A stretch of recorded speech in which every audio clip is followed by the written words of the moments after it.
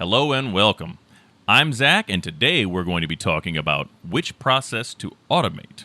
And you're watching Batshit Crazy.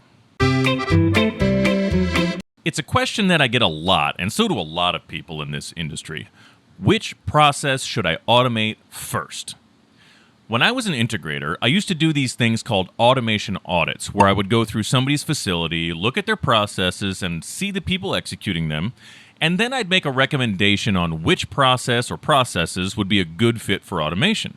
Another version of this kind of thing would be when somebody called me into their facility to look at a specific job, only to have me see a different, better application for them to automate. I think people really just kind of get hung up on a specific application or something that they don't like or think should be automated, and sadly, these aren't always the best ones.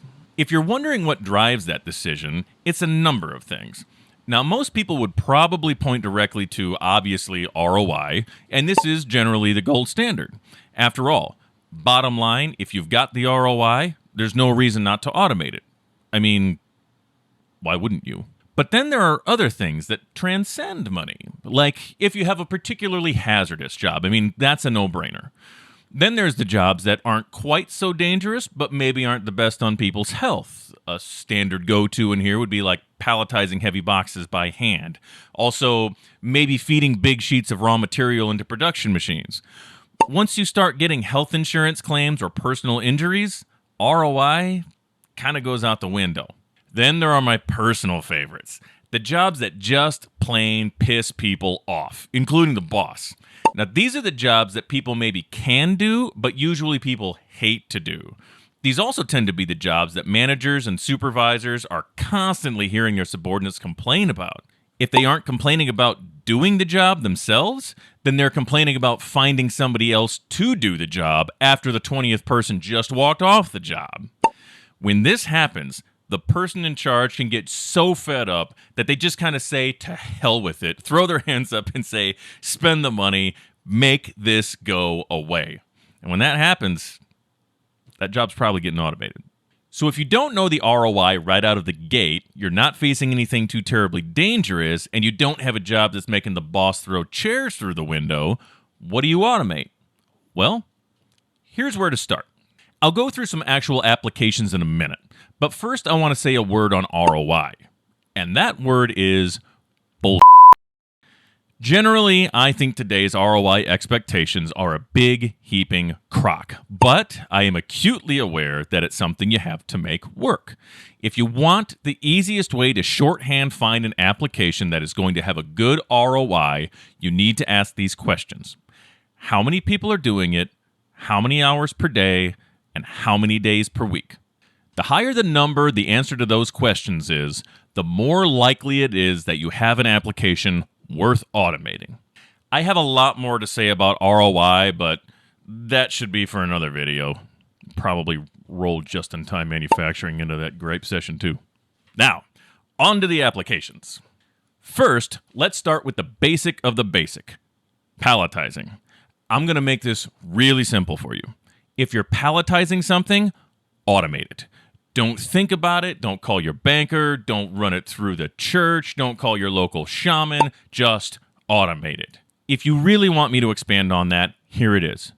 There are so many solutions out there for palletizing right now, even for slower speed applications, that unless someone is stacking one box per day, I can't see any reason this application isn't almost universally automated. So just go Nike on this one. Just do it. Next, I like machine tending. This is another one that has a lot of pre-engineered solutions out there that are really affordable and just plain free up manpower. And let me ask you, how is hiring going for you these days? Are you finding a lot of people out there applying for jobs? If you're anything like the people I talk to literally every single day, then you can't find much for help either. In general, machine tending is low-hanging fruit, even for large, heavy parts. And don't limit this to vertical mills and horizontal mills and lathes.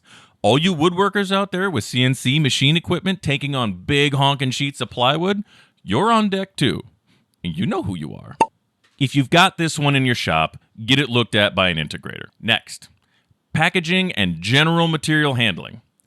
These can get more complicated as there tends to be a lot more going on, but there are still a ton of good pre-engineered solutions and integrators out there who are just plain good at it. If you're packaging things up, get it checked out. Welding. Welding can be a little bit of a bear just because it can get so spendy. That said, welders aren't exactly getting easier to find, so I do suggest that if you are welding, you at least talk to an experienced integrator and get it checked out. To be honest, most of the money goes into the tooling and the fixturing, so just be prepared for that going in. For quick hitters, I'd also look at dispensing, press tending, spot welding, or any kind of material handling that looks pretty straightforward. I'd also take a hard look at anything involving polishing or material removal, as those also have a lot of good, experienced industry experts to provide that service for you. Now, when it comes to painting and assembly, I'm not telling you not to do it, but I am telling you to temper expectations. Those particular apps can get really carried away really fast when it comes to cost. It's usually due to peripheral equipment. With paint, it's the pumps, nozzles, basically the whole paint kitchen.